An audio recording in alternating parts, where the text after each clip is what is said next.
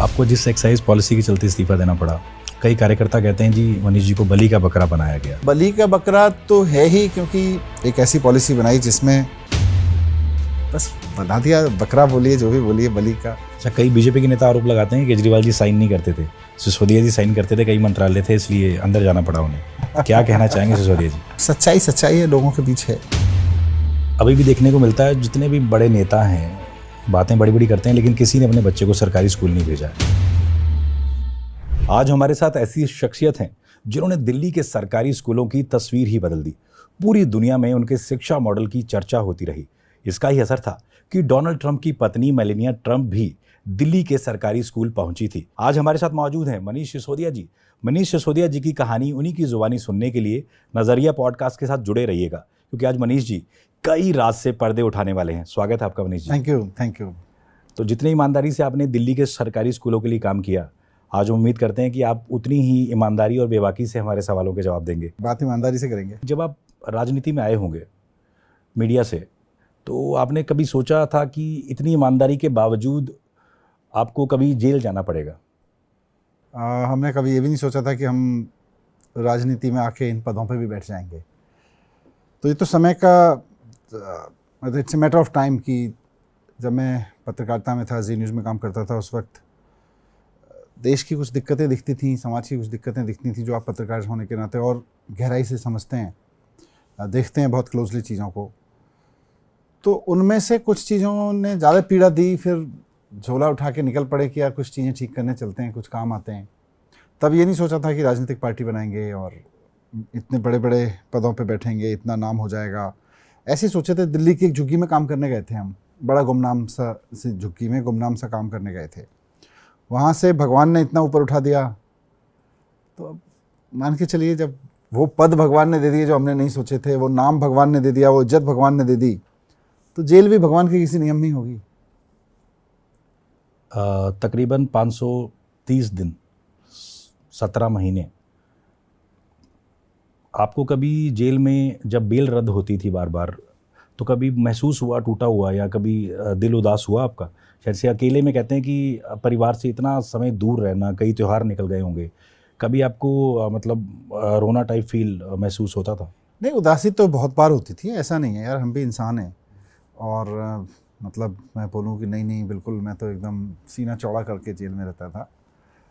मतलब एक आम आदमी जिस तरह के इमोशनल स्विंग्स में झूलता है दिन भर, उतना ही मैं भी झूलता था। जब मनचाही होती थी, जब लगता था डेट्स मिल गई हैं, जब लगता था उम्मीद बंधी है तो अच्छा लग रहा होता था, जब लग रहा था तो दिल भी टूटता था। पर एक लास्ट की उम्मीद नहीं टूटती थी कि एक दिन तो होगा, क्योंकि मैंने कुछ गलत नहीं किया, तो ये चीज़ें मेरे ऊपर टिकेंगी तो नहीं, बाहर तो मैं आऊँगा। जेल में जो बड़े अपराधी नहीं होते उनको परिवार से बात करने का मौका मिलता है तकरीबन रोज़। तो ऐसी क्या दिनचर्या थी आपकी? आप कितनी बार बात कर पाते थे परिवार से? क्योंकि आदमी परिवार से दूर होता है तो सोचते हैं कि कितनी बार बात हो पाती थी आपकी? एक्चुअली देखिए, मेरे जैसे आदमी के लिए जेल का मतलब क्या है? मैं कभी सुख सुविधाओं में जिया नहीं, पला नहीं, ना उनके लिए कुछ काम किया। तो मैं तो जंतर मंतर पे अखबार बिठा के सो जाता था। मैं पूरे देश में एक एक्टिविस्ट के रूप में, एक पत्रकार के रूप में जब काम किया, मैं रेलवे स्टेशनों पे अखबार बिछा के सोया हूँ ट्रेन के इंतज़ार में। तो इसलिए किसी सुख सुविधा को मैं जेल नहीं मानता हूँ, सुख सुविधा की कमी को। जेल आपके परिवार से दूर होना ही आपका जेल है। आप अपनी वाइफ से बात नहीं कर पाते जो कि आपको पता है बीमार है, आप अपने बेटे से बात नहीं कर पाते जो कि आपको पता है जस्ट इन कॉलेज है, कॉलेज गया ही हुआ है। तो वो सबसे बड़ी पीड़ा होती है। और जेल के अपने सिस्टम्स हैं, वहाँ दिन में केवल एक बार 5 मिनट की फ़ोन कॉल होती है। तब पता चलता था कि परिवार से बात करने का एक एक सेकंड कितना इम्पोर्टेंट होता है। और उस 5 मिनट की कॉल में भी कई बार टेलीफोन ख़राब होता था, वो एक कंप्यूटराइज सिस्टम होता है, कई बार उनका सर्वर ख़राब होता था, तो 2-3 दिन तक कॉल नहीं हो पाती थी।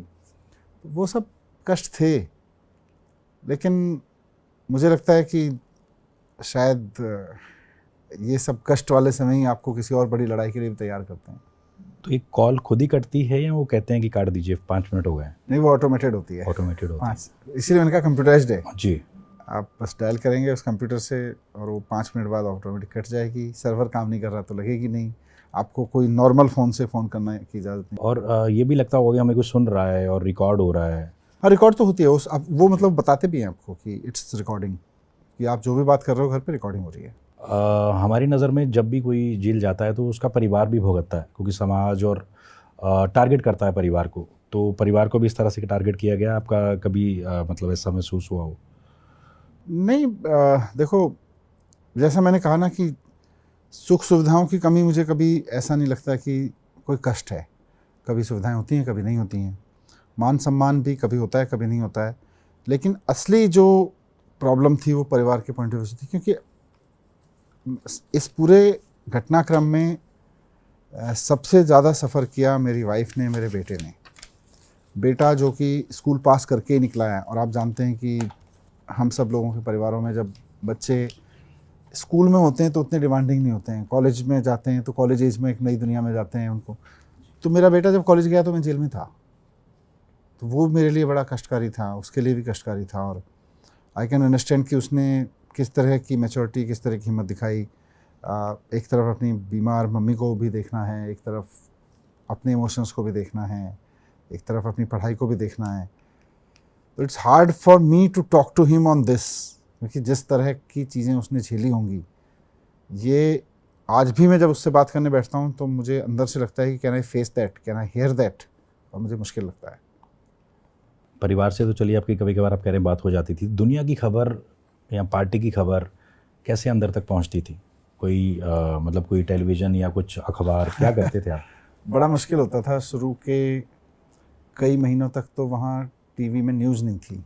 एक जिस सेल में रखा गया था वहाँ, मतलब जेल में टीवी होते हैं और सब लोगों को मिलते हैं देखने को, पर वो मूवीज़, गाने, स्पोर्ट्स के होते थे। और मैं बार बार उनको कहता था भाई न्यूज़ क्यों नहीं है?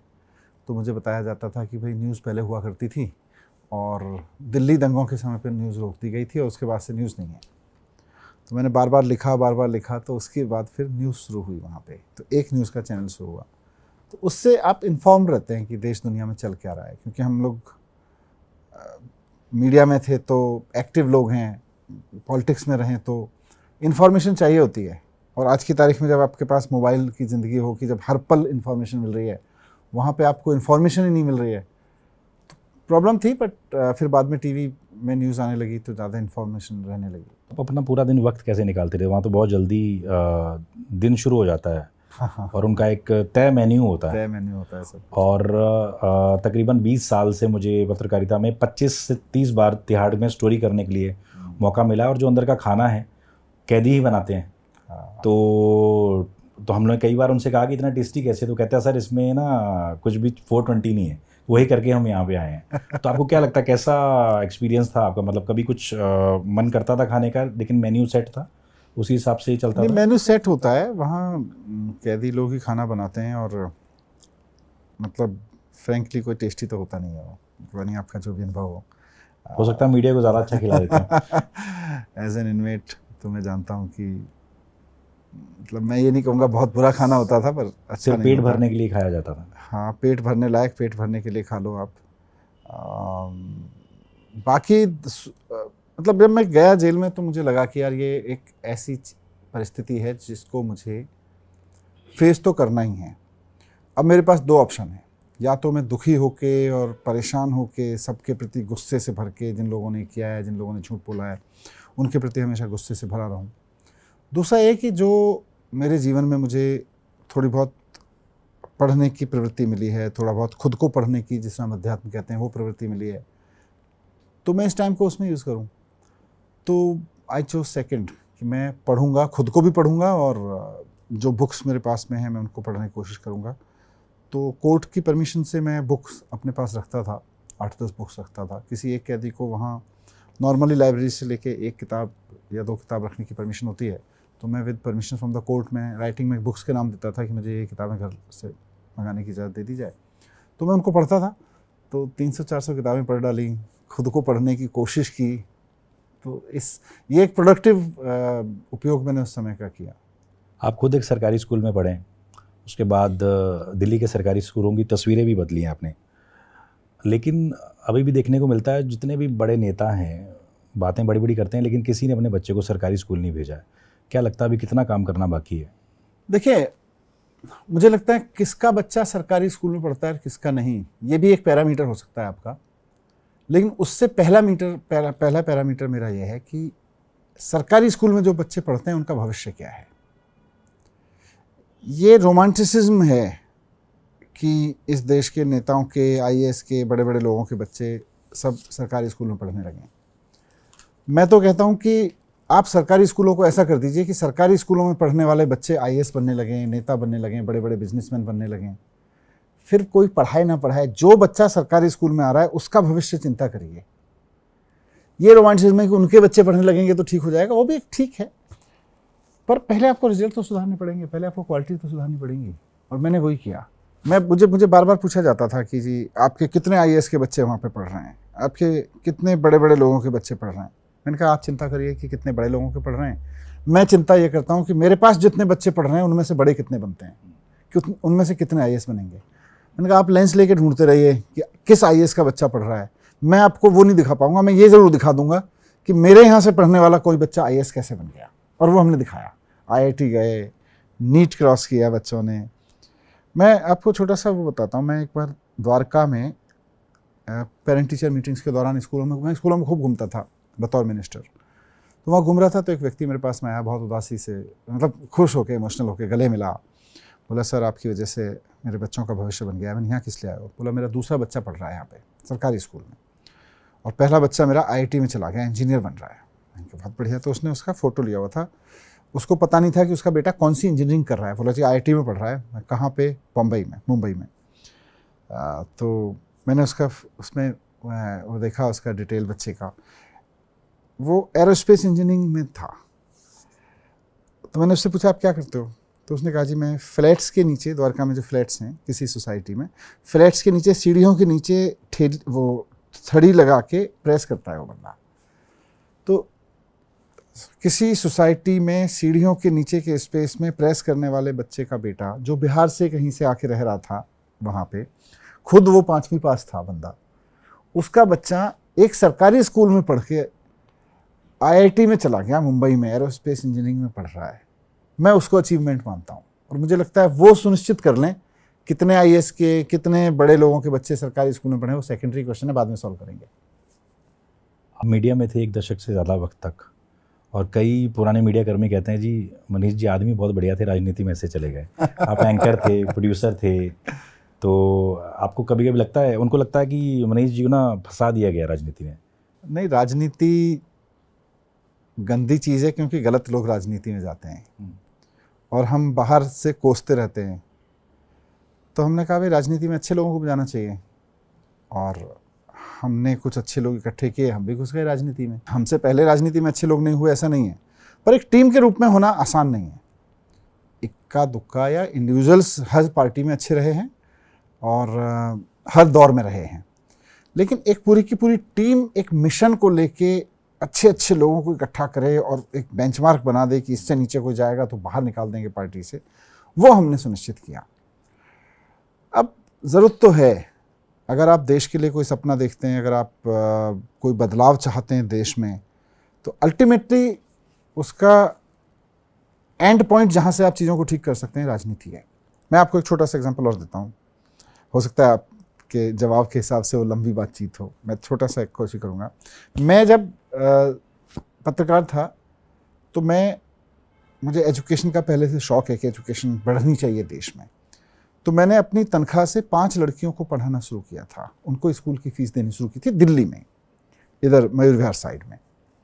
मेरी शादी हुई तो मेरी वाइफ भी सॉफ्टवेयर इंजीनियर थी, तो वो भी एक कंपनी में काम करने लगी और उसने भी, हमने फिर बच्चों को पढ़ाना शुरू किया।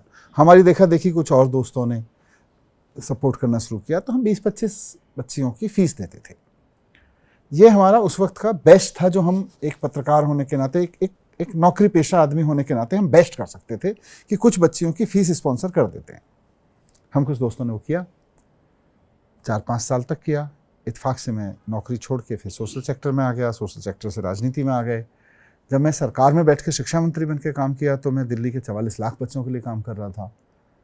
तब मैं एक दिन बैठा हुआ सोच रहा था वहाँ पे कि अगर मैं दूर से बैठ के सोचता रहता राजनीति गंदी चीज़ है, इसमें नहीं जाना चाहिए, जब हम पार्टी बना रहे थे लोगों ने समझाया था, अगर मैं उनकी बात मान लेता तो मैं आज 44 लाख बच्चों के लिए एजुकेशन के लिए काम नहीं कर रहा होता, मैं 4 बच्चों के एजुकेशन के लिए काम कर रहा होता अपनी बेस्ट सैलरी में से निकाल के।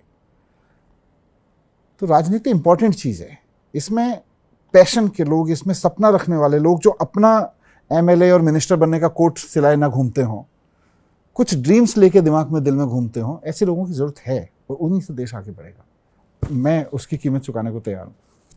अच्छा, जो आपका दिल्ली मॉडल था, जो लोग सवाल उठाते थे कि फ्री बिजली पानी अब हर जगह लागू किया जा रहा है, अब आप क्या कहना चाहेंगे इस पर? देखिए, समय आगे बढ़ता है और किसी एक लीडर को आगे आके वो चीज़ कहनी पड़ती है कि साहब अब समाज को इसकी ज़रूरत है।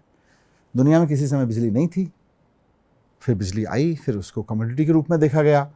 आज जब पूरी दुनिया में इलेक्ट्रिसिटी के बिना आप ज़िंदगी की कल्पना नहीं कर सकते, आपके पास मोबाइल है, आपके पास जिन घर हैं, आप जिस एक झोंपड़ी में भी रहते हो तो आपको एक रात को बल्ब तो चाहिए ही चाहिए।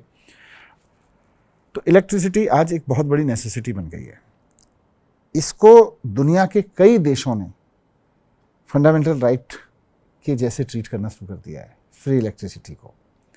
हम दुनिया जब करने लगती है तब सोचेंगे, तो अरविंद केजरीवाल जी ने आगे कहा कि हम एडवांस में चलेंगे। हम देश में पहला ऐसा आइडिया लेके आए कि भाई मिनिमम बिजली हर आदमी को फ्री मिलनी चाहिए, उसके ऊपर की फिर उसकी कॉस्ट दे।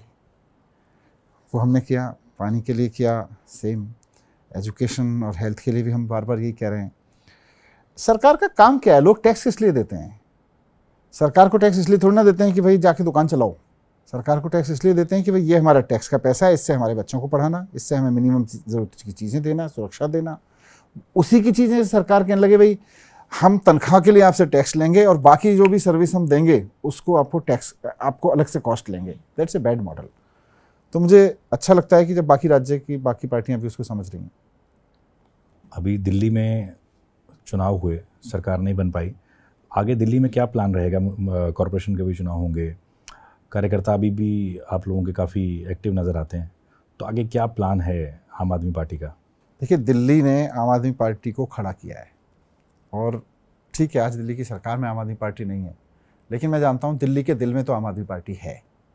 ये मजाक नहीं है कि 10 साल सरकार चलाने के बाद और इनके तमाम प्रोपेगेंडाज के बाद भी बस 0.8% लोग कम थे भारतीय जनता पार्टी के मुकाबले हमको वोट देने वाले। केवल 0.8% वोट कम मिले हमको। तो दिल्ली की जनता बहुत प्यार करती है केजरीवाल जी को, आम आदमी पार्टी उसमें से निकल के आई है। तो दिल्ली, मुझे भी दिल्ली में ही राजनीति करनी है। मैं फ़िलहाल पंजाब में थोड़ा सा पार्टी का काम देख रहा हूँ, लेकिन अल्टीमेटली मेरे को भी राजनीति तो दिल्ली में ही करनी है। एक एक कार्यकर्ता हमारा शिद्दत से लगा हुआ है संगठन के लिए, जनता के बीच में खड़ा होने के लिए। पिछले 3 महीने में जिस तरह की प्रॉब्लम्स लोगों ने झेली हैं, बच्चों की स्कूल फीसें महंगी हो गई हैं, पानी महंगा हो गया, बिजली महंगी हो गई है, तो इन सब पे हमारा कार्यकर्ता साथ में खड़ा हुआ है, लोगों के काम कर रहे हैं, इस पे लोगों के साथ खड़े रहेंगे। अच्छा, हमने बात की पंजाब की भी, पंजाब के आप प्रभारी हैं। कांग्रेस और आपका रिश्ता, मतलब ये मजबूरी है, ज़रूरी है, मतलब गैर ज़रूरी है? क्योंकि लोकसभा चुनाव में 10 सीटें जीती थी कांग्रेस ने, और वो अभी दावा करती है कि भैया हम आगे जो है अच्छा करेंगे विधानसभा चुनाव में। तो क्या तैयारी है आपकी? और ये रिश्ता, क्योंकि वो लोग इस पे सवाल खड़ा खुद ही करते हैं कि हमारे लिए ज़रूरी नहीं है पंजाब में, या मतलब एक इंडिया गठबंधन बना, उस समय लोकसभा चुनाव में देश के सामने एक बड़ी चुनौती थी कि क्या हम इस सरकार को इकट्ठे होकर हटा सकते हैं।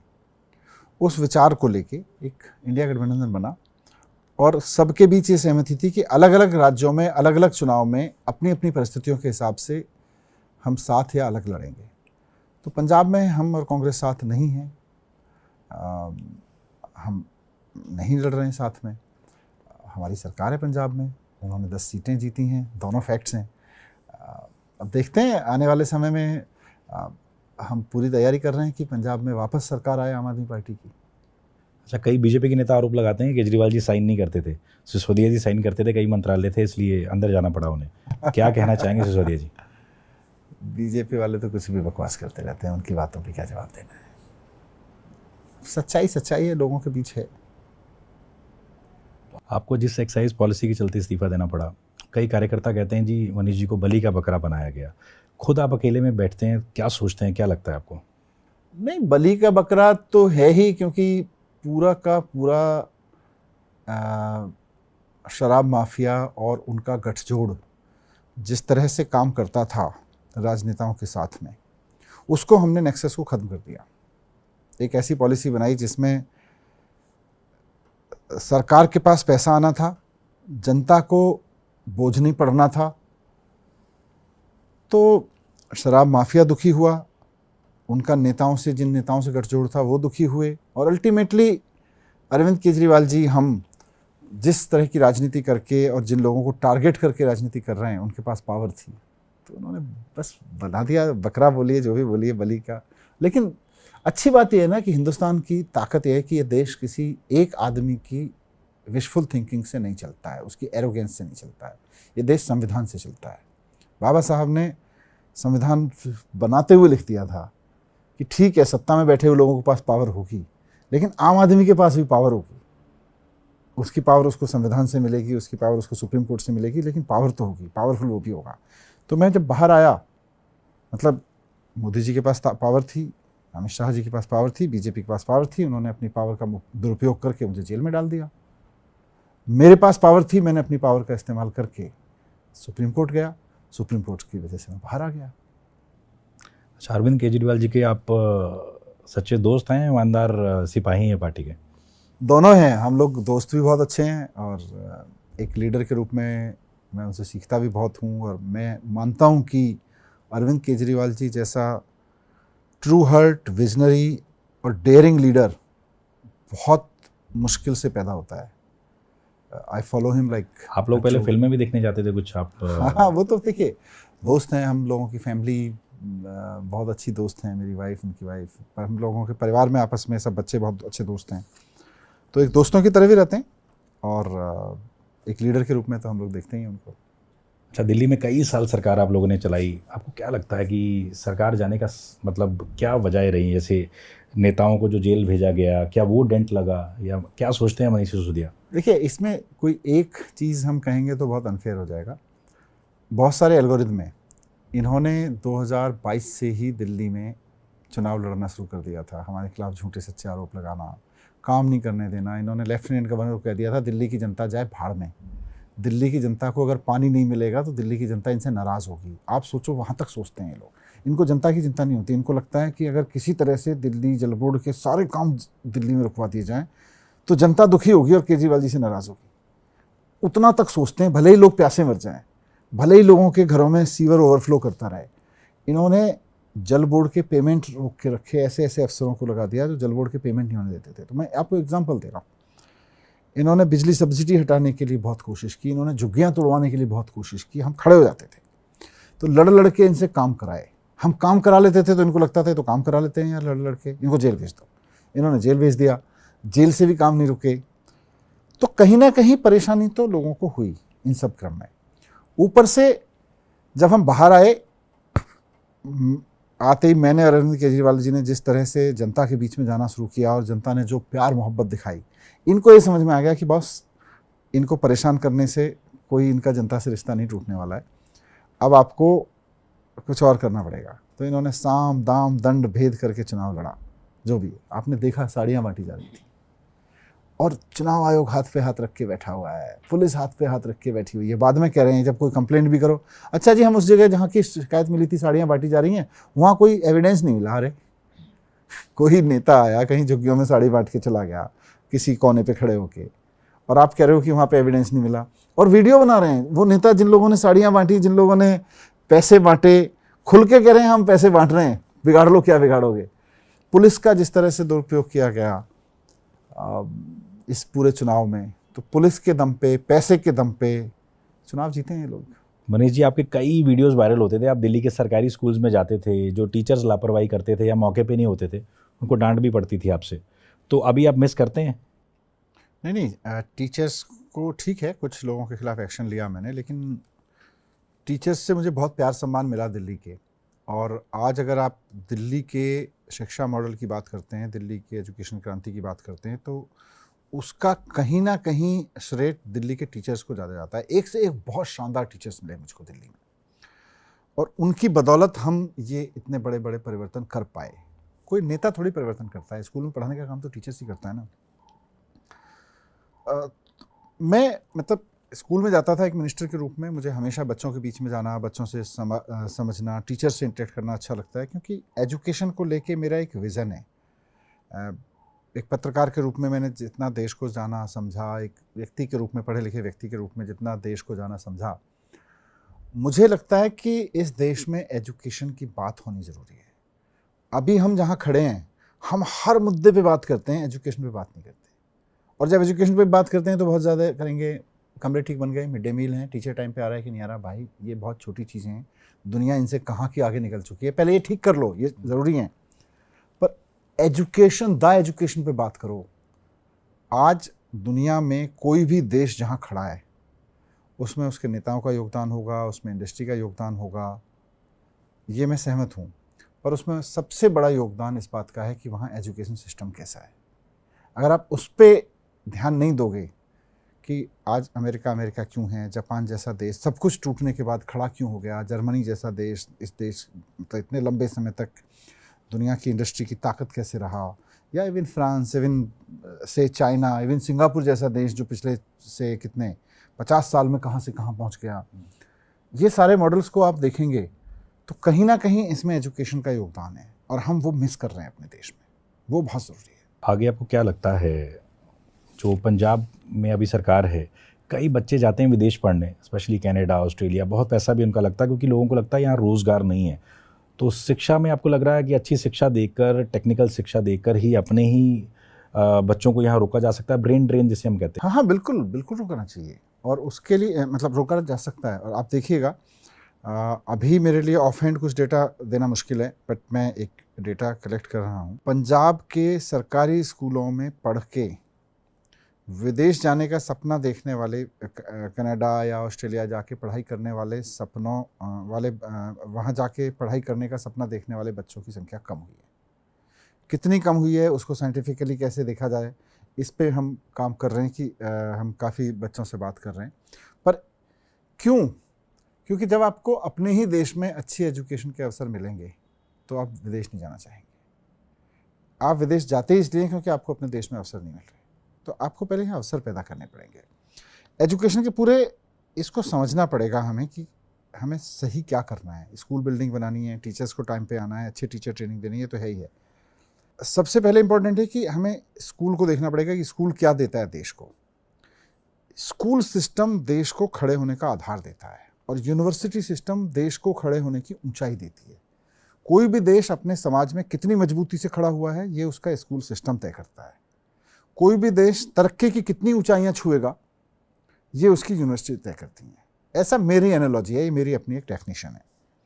हमारा स्कूल सिस्टम रॉटन है, इसलिए हम अपने ज़मीन पे अपने आधार पे खड़े नहीं हो पाते। हम दूसरों का आधार ढूंढते हैं, हम अमेरिका चले जाएं, हम कनाडा चले जाएं, क्योंकि हमारा स्कूल सिस्टम रॉटन है।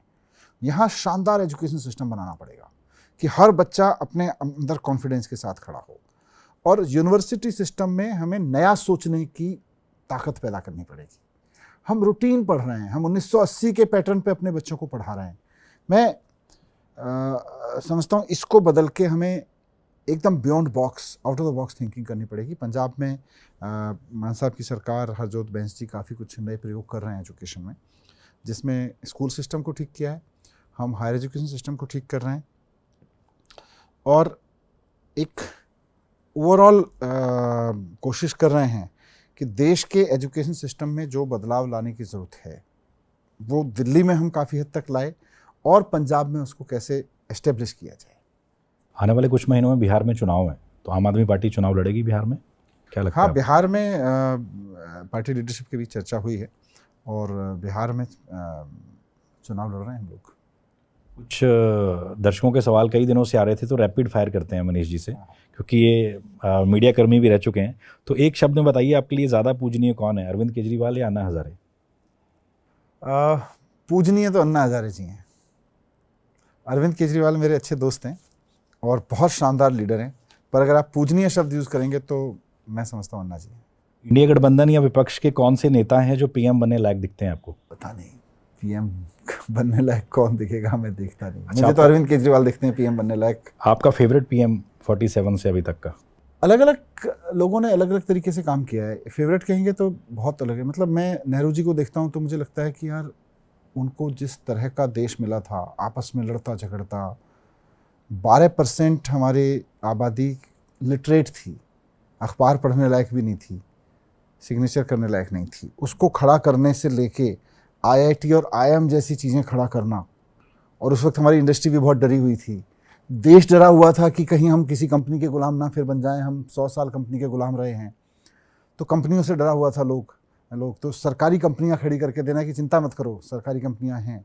नेहरू जी का योगदान, इंदिरा जी का योगदान, डिसाइसिवनेस, मतलब वी फील प्राउड कि इंदिरा जी जैसी नेता रही हैं। शास्त्री जी का योगदान, इवन राजीव गांधी जी का योगदान, इस देश में कंप्यूटर क्रांति और नए तरह से सोचना। ऑडियंस कहेंगे आपने सबका ही नहीं, नाम मैं लिया। इसलिए बोल रहा हूँ, मैं जी। आ रहा हूँ। नरसिम्हा राव साहब का योगदान जो एकदम मतलब पूरी इकोनॉमी को खोला, मनमोहन सिंह जी का, अटल बिहारी वाजपेयी जी का, जिन्होंने क्योंकि मैं एजुकेशन पे ज़्यादा सोचता हूँ, इस देश में हर बच्चे को स्कूल ले जाना, ये अटल जी ने और मुरली मनोहर जोशी जी ने मिलके पूरा अभियान चलाया इसको। तो सबका अपना अपना योगदान है। अच्छा, अभी देश का कोई बेस्ट सीएम, भगवंत मान जी का नाम नहीं आप ले सकते, बाकी बताइए। पता नहीं, वहाँ की जनता जाने। मैं तो 2 ही राज्यों से संबद्ध ज़्यादा हूँ। दिल्ली में अरविंद केजरीवाल से बेहतर ना हुआ है, कोई ना हो सकता है। और बीजेपी का कोई अच्छा सीएम आपको लगता हो? योगी, हेमंता, कुछ भी? सबकी कुछ कुछ चीज़ें मुझे अच्छी लगती हैं, बट ओवरऑल मुझे जो शिक्षा पे काम नहीं करता अच्छा नहीं लगता। शिक्षा मॉडल पे आपको लगता है पूरे देश में मुझे काम लगता है होना जो मुख्यमंत्री अपने बच्चों की शिक्षा के लिए पागल नहीं है, मुझे बिल्कुल अच्छा नहीं लगता है। मुझे लगता है आप किसी चीज़ के लिए पागल हो, लेकिन अगर आप अपने राज्य के बच्चों की शिक्षा के लिए पागल नहीं है तो आप राज्य का भला नहीं कर रहे हैं, अपनी पार्टी का और अपना भला कर रहे हैं। चाहिए। कांग्रेस अभी पीएम पद से कितने साल दूर रहेगी? पता नहीं, I am not an astrologer. आम आदमी पार्टी के 3 यंग नेता जो फ्यूचर हो सकते हैं पार्टी के। बहुत लोग हैं यार, किसको मैं बोलूँ। मैं तो अभी पंजाब में जाके मिल रहा हूँ, क्या लड़के लड़कियाँ हैं यार, कितने सारे सरपंच मुझे मिले, महिलाएं सरपंच बनी हैं। मैं अमेज्ड हूँ उन लोगों का काम देख के। मतलब सच बता रहा हूँ, ऐसा नहीं है कि मैं कोई डिप्लोमेटिक आंसर देने की कोशिश कर रहा हूँ। पंजाब में जाके मैं पार्टी के ऐसे ऐसे लीडर्स से मिला हूँ, यंग लीडर्स से, आई एम अमेज्ड। अगर आप आज शाम चाय पीने का मौका मिले तो कुमार विश्वास हैं, आशुतोष, आपके मित्र रहे हैं दोनों लोग। चाय तो किसी के साथ भी पी जा सकती है। अगर आपको किसी बीजेपी नेता के साथ 5 घंटे ट्रैफिक जाम में फंसना पड़े तो कौन होंगे और क्यों? मैं नितिन गडकरी से बहुत प्रभावित हूँ। मुझे उनकी सोच, उनके जितने भी इंटरव्यूज़ देखता हूँ, मेरा काफ़ी इंटरेक्शन भी हुआ है। मतलब वो आदमी ड्रीम करते हैं, हाईवेज ड्रीम करना। जैसे मैं एजुकेशन पे सोचता हूँ ना कि एजुकेशन ऐसे होनी चाहिए, ऐसे होनी चाहिए। वो रोड सिस्टम, पब्लिक ट्रांसपोर्ट को लेके, ख़ासतौर से रोड ट्रांसपोर्ट को लेके उनका एक विज़न है। और मैं उनके साथ जितना भी बैठा हूँ, मुझे हमेशा सीखने को मिला है। तो अगर ट्रैफिक जाम में 5 घंटे उनके साथ मिले तो शायद कुछ और। अच्छा, अगला सवाल मेरा यही था, उसमें गडकरी जी थे। यानी आपको डिसेंट ज़्यादा कौन लगता है राजनीति में, नितिन गडकरी या राहुल गांधी? राहुल गांधी जी के साथ मेरा कोई इंटरेक्शन नहीं है कभी। मैंने जितना उनको टीवी पे देखा है या कुछ प्रोग्राम्स में आमने सामने हुआ है, नितिन गडकरी जी के साथ मेरा इंटरेक्शन काफ़ी है and I am impressed with him. अच्छा, अगर आपके हाथ में टाइम मशीन हो, स्कूल के कौन से दिनों में वापस जाना चाहेंगे? Prayer time, mid day meal या पीटी पीरियड? जो आप सरकारी स्कूल में पढ़ते रहे हैं। अच्छा, जब मैं पढ़ता रहा जी। था, मिड डे मील मेरे समय पे स्कूल में होता नहीं था।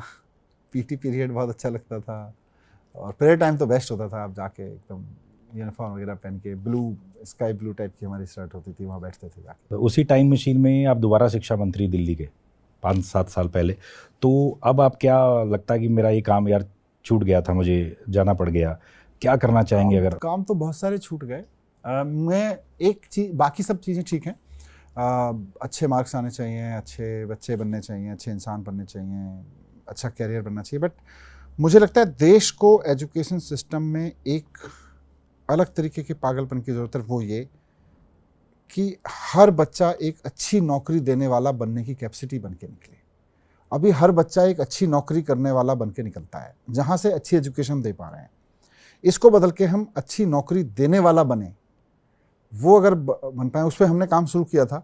दिल्ली में काम शुरू किया था, पंजाब सरकार ने भी काम किया है इस पर। पूरे देश के एजुकेशन सिस्टम में सबसे बड़ा बदलाव अगर मैं चाहता हूँ और स्थायी बदलाव हो जाए कि हम अच्छी नौकरी बनाने वाले, अच्छी नौकरी पाने वाले बच्चे निकाल के भेज रहे हैं। जहाँ भी हम अच्छी एजुकेशन दे रहे हैं, हम अच्छी नौकरी दे सकने वाले बच्चे पैदा करें कि जो स्कूल से बाहर निकलें तो अच्छी नौकरी दे सकें, पैदा कर सकें नई नौकरियाँ। अमेरिका ने यही किया है, जापान ने यही किया है, यूरोपियन कंट्रीज़ में आज दुनिया के बिजनेस उनके कब्जे में है, इसलिए क्योंकि उन्होंने अच्छी नौकरी देने वाले लोग बनाए, बिजनेस करने वाले लोग बनाए। हम नौकरी करने वाले लोग पैदा कर रहे हैं। तो मैं वापस जाके सबसे पहले इसी को ठीक करना चाहूँगा। और तो आगे पंजाब में क्या प्लान है आपका? क्या लगता है अभी तकरीबन 2 साल बाद चुनाव होगा वहाँ पे, 2 साल से भी कम समय बचा है, तो क्या क्या और देखो, मैं क्षेत्र में काम किया जा रहा है? 2-3 महीने से पंजाब में घूम रहा हूँ, मैं गाँव-गाँव में गया हूँ। एक तो बड़ी अच्छी बात यह है कि पूरे पंजाब में भगवंत मान जी को लेके एक बहुत पॉजिटिव और बहुत प्यार मोहब्बत का रिश्ता है। लोग मान साहब से प्यार करते हैं और वो ये देख रहे हैं कि ये आदमी हमारे लिए कुछ करना चाह रहा है। इसकी पार्टी ने इतनी हार्डशिप झेली, पंजाब के अपने अलग तरीके के चैलेंजेस हैं, उसके बावजूद मान साहब की सरकार ने और हमारे पूरे मिनिस्टर्स की टीम ने पिछले 3 साल में पंजाब में जो काम किया, मैं भी कई चीज़ों को देख के ना सिर्फ खुश हूँ बल्कि हैरान हूँ कि यार इतना काम हो गया है।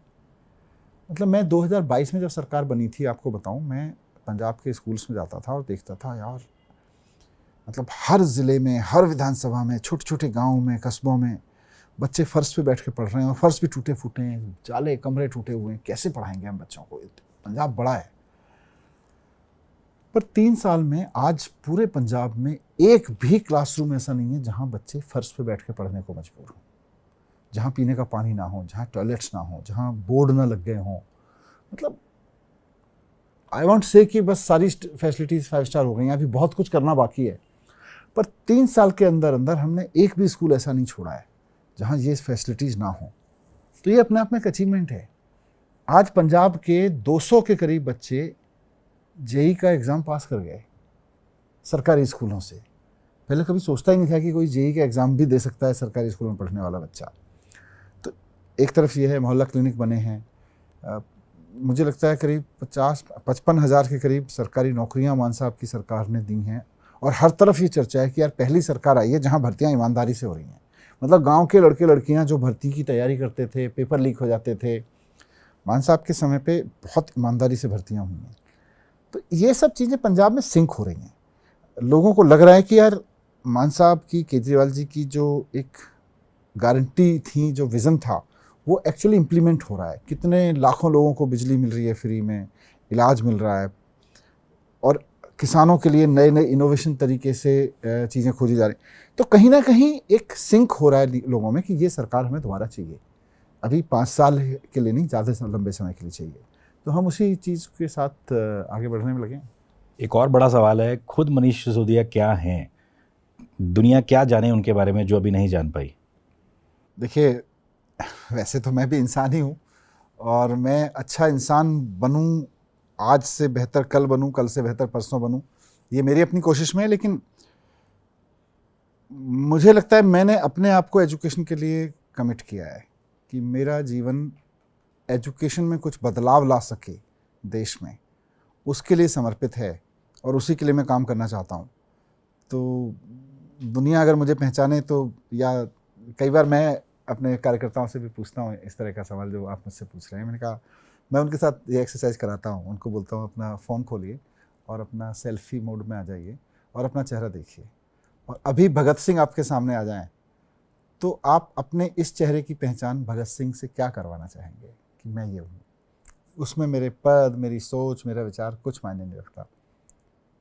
मुझे लगता है अपने बारे में कि अगर आज भगत सिंह मेरे सामने आए तो मैं चाहूँगा कि मैं उनसे कह सकूँ कि आप जो देश छोड़ के गए थे, आज़ाद करा के गए थे, उन्होंने आज़ाद, मतलब उन जैसे लोगों की वजह से आज़ाद हुआ, तो उस आज़ाद देश की एजुकेशन पे काम करने वाला एक सिपाही हूँ मैं भगत सिंह को अपना परिचय देना चाहूँगा। शायद ये मेरा परिचय मुझे भी अच्छा लगेगा। और आगे आप क्या क्या करना चाहते हैं मनीष सिसोदिया, अगले 10 सालों की अगर बात करूँ मैं? देखिए, आम आदमी पार्टी अधिक से अधिक जगहों पे सरकार में हो और वहाँ हम एजुकेशन के ज़रिए एक नया भारत खड़ा कर सकें, नया समाज खड़ा कर सकें, उसी पे काम करना है मुझको। तो आज नज़रिया पॉडकास्ट में हमारे साथ मनीष सिसोदिया जी जुड़े। जो दिल्ली के उप मुख्यमंत्री रह चुके हैं और शिक्षा मंत्री रहते उन्होंने देश में शिक्षा क्रांति लाई थी दिल्ली के सरकारी स्कूलों के ज़रिए। उम्मीद करता हूँ ये पॉडकास्ट आपको पसंद आया होगा, क्योंकि हमारे पिछले पॉडकास्ट के लगातार कमेंट सेक्शन में ये कहा जाता था कि मनीष जी का पॉडकास्ट करिए। आज हमने आपको उनसे मिलाया। उम्मीद करता हूँ आपको ये एपिसोड पसंद आया होगा। अगर पसंद आए तो कमेंट ज़रूर करिएगा और बताइएगा कि इसमें आपको क्या क्या अच्छा लगा। बहुत बहुत शुक्रिया। Thank you Manish ji. Thank you.